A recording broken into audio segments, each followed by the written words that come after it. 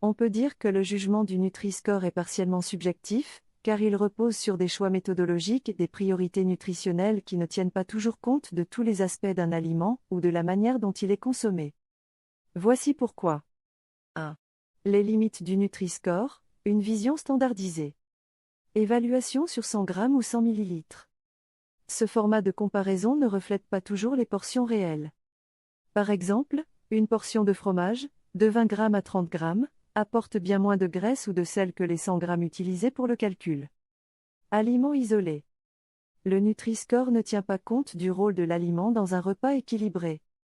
Manger une tranche de fromage avec des légumes et du pain complet est très différent de consommer du fromage seul en excès.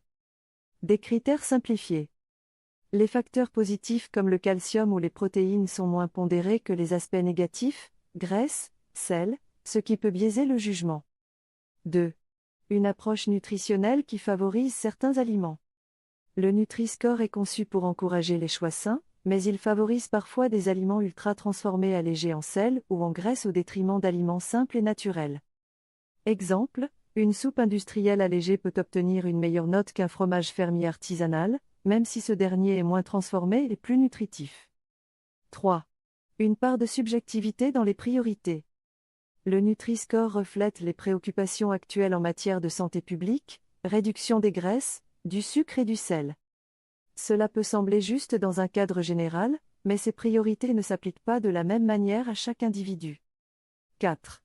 Une aide, mais pas une vérité absolue. Le Nutri-Score n'a pas vocation à être une vérité, mais un indicateur simplifié pour guider les consommateurs.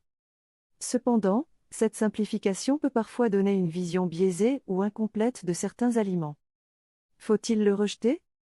Non, le Nutri-Score reste utile pour comparer des produits de la même catégorie, par exemple, différents types de biscuits ou de sauces. Cependant, il est important de le prendre pour ce qu'il est, un outil indicatif, et non une évaluation définitive de la qualité d'un aliment ou de son rôle dans une alimentation équilibrée. En fin de compte, la subjectivité du Nutri-Score peut être contournée par une approche plus personnalisée, qui tient compte de tes besoins, de ton mode de vie et de tes préférences.